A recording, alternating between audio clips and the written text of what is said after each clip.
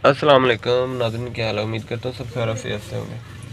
तो आज बात करेंगे एंजाइना के बारे में।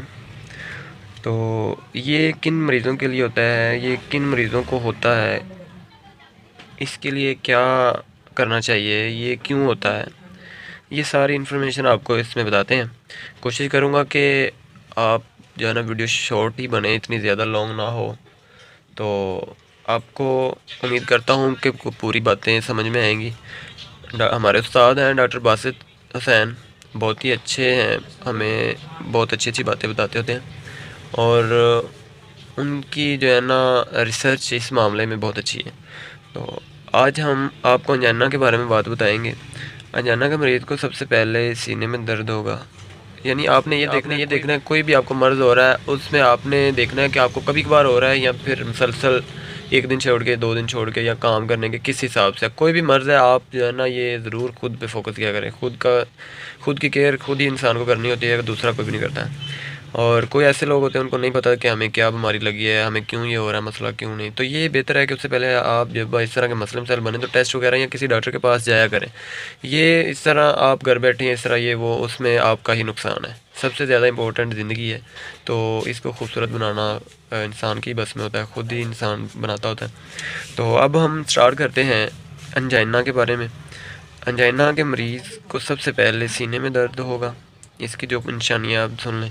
और दर्द के साथ घुटन घुटन महसूस होगी, जगड़ाव महसूस होगा, दबाव जो कि गर्दन और जबड़े शोल्डर की तरफ या फिर सामने से पीछे की तरफ जाता है। अब इसमें सवाल उठता है ये किसके मुतल्लक होता है, एंजाइना होता किसके मुतल्लक है। बेसिकली ये दिल के रिलेटेड होता है। तो जब आपको पता चले कि एंजाइना है क्या है, तो फौरी आपको ये होना चाहिए कि ये दिल के मुतल्लक ही हो सकता है, ये इसके मुतल्लक ही कोई ना कोई होगी बात। तो ये नॉर्मल इसको नहीं लेना आप लोगों ने। तो अगर ये मसला आता है आपको आगे, आपको पता है there is something wrong with heart. आमतौर पर ये चलते फिरते हमें महसूस कहीं और नहीं होता। और जिस शख्स को एंजाइना है, जिसको ये बीमारी लगी है, तो वो तो किसी भी टाइम आप उनको जो है ना वो महसूस हो सकता है। और नॉर्मली क्या इससे ज़्यादा भी अटैक कर सकता है, वो डेथ तक हो जाती है, कुछ ऐसे पेशेंट होते हैं। तो इसमें देखें अगर ये आपको रोज़मर्रा की ज़िंदगी में जो है ना काम करते उठते बैठते, यानी किसी टाइम जो है ना मसला पेश आ सकता है। अब इसमें देखते हैं इसका दिल की तरफ जो है ना, दिल की बीमारी से तल्लक़ होना, यूजुअली ये कॉरोनरी आर्टरी डिजीज़ की तरफ इशारा करता है।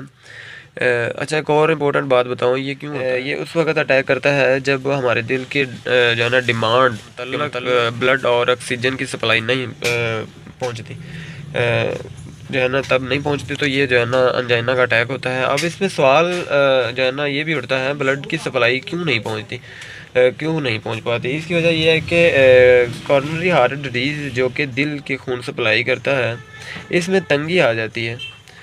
जब तंगी आ जाती है और सप्लाई नहीं पहुंच पाती, ये तंगी क्यों आती है, अक्सर ये दोस्त अगर हम बात करते हैं तंगी आ जाती, इसकी वजह यह है कि जो है ना ये कोलेस्ट्रॉल का लंबे अरसे तक शरीयानों में जमा होना बचा जा सकता है। सबसे पहले जो है ना ज़रूरी है हम एक्सरसाइज अपनी ज़िंदगी में इम्पोर्टेंट बनाएं।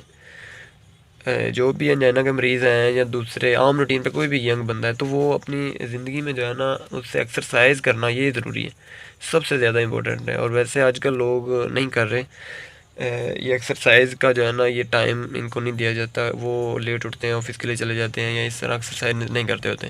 तो इसके साथ साथ आप लोगों ने चिकनाई चीज़ें वो नहीं खानी होती। ग़िज़ा को एक जो है ना मुतवाज़न खुराक जो है, आपकी ग़िज़ा मुतवाज़न लिमिट में रखनी है, और चिकनाई का कम से कम इस्तेमाल किया जाए। ये चीज़ें आपको जो है ना कंट्रोल में करनी होती है, तो इंशाल्लाह आपको इस मामले में जो है ना नहीं आना कभी भी सामना करना पड़ेगा। तो ये सारी चीज़ें आपने नोट करनी है। चिकनाई सबसे पहले ये है कि जो भी एंजाइना का मरीज़ है वो चिकनाई वाली कोई भी चीज़ें इस्तेमाल ना करें, फास्ट फूड वगैरह इस तरह का कोई भी इस्तेमाल ना करें। ये चीज़ें आप जो है ना गौर रखनी है, चिकनाई की चीज़ें कोई भी इस्तेमाल नहीं करनी। तो बाकी इसके अलावा आप टेस्ट वगैरह कराएँ, इसके साथ आप अच्छे डॉक्टर के पास जाएँ, तो इंशाल्लाह वो आपको आपकी कंडीशन के मुताबिक मेडिसिन रिकमेंड करेंगे, और उस हिसाब से आपके जो है ना ट्रीटमेंट होगा। तो ओके, अल्लाह हाफ़िज़, अपना बहुत सारा ख्याल रखिएगा। तो अल्लाह आपको तंदुरुस्ती दे से